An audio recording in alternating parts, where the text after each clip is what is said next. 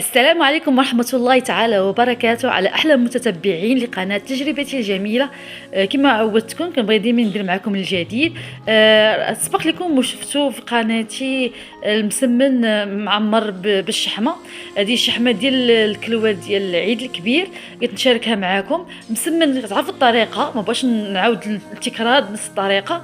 وكذلك الطعمة اللي هي الشحمة كتكون فيها البصلة وكيكون فيها الفلفلة وكتكون فيها الشحمه طبيعه الحال، وكنزيد عليها التوابل الصحراويه اللي هو ايسوفي كيجي هكاك.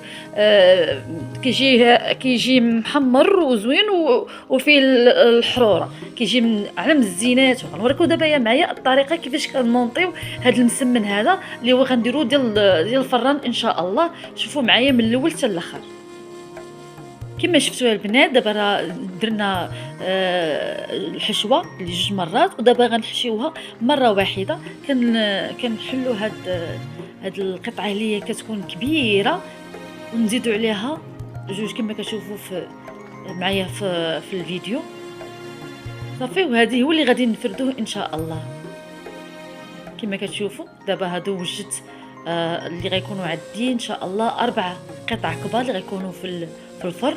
دابا غنوجد معكم القطعه الاولى هي هذه اللي فيها اصلا هي فيها جوج، ودرنا عليها الثالث اللي هو جمعهم بجوجهم. وغادي نفردوها مزيان حتى تاخذ لينا الحجم ديال لاطا ديال الفران. وهكذا غندخلوها في الفران. شوفوا معايا الفيديو من الاول حتى الاخر.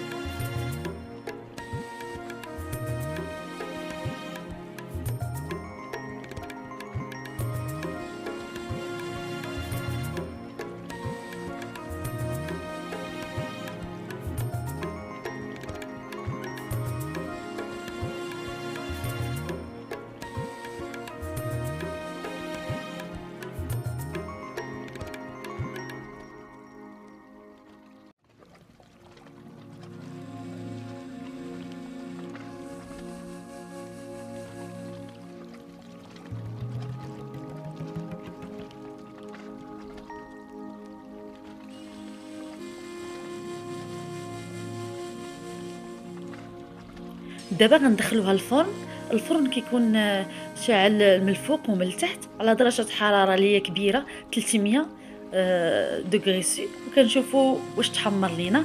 خاصو مازال واحد شويه. غنعاودو نردوه للفرن.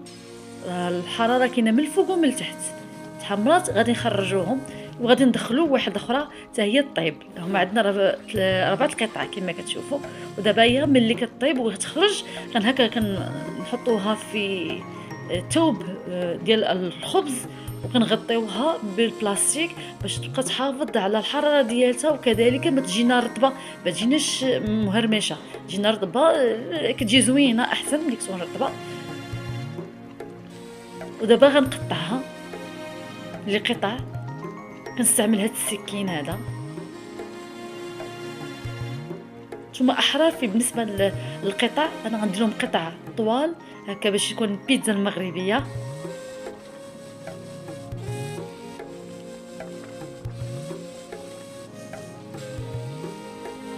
وكنضعها في طبق للتقديم.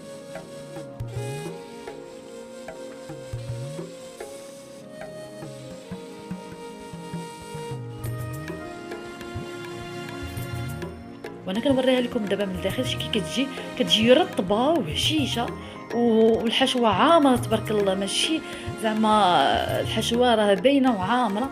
كنبغيها تكون الحشوه ديالها كثيره كما كتشوفوا. شوفوا كيجي على مزيناتو ورطبه، يعني اي واحد يقدر ياكلها. بطبيعه الحال هذا الطبق هذا اللي هو معروف علينا مسمن بالشحمه يتقدم دائما مع كاس اتاي. مرحبا بكم. هذا الفيديو يكون نال الاعجاب ديالكم. ما تنسونيش باللايكات والبارطاج وبارطاجيو معكم هذا الفيديو. ودمتم سالمين الى فيديو قادم ان شاء الله.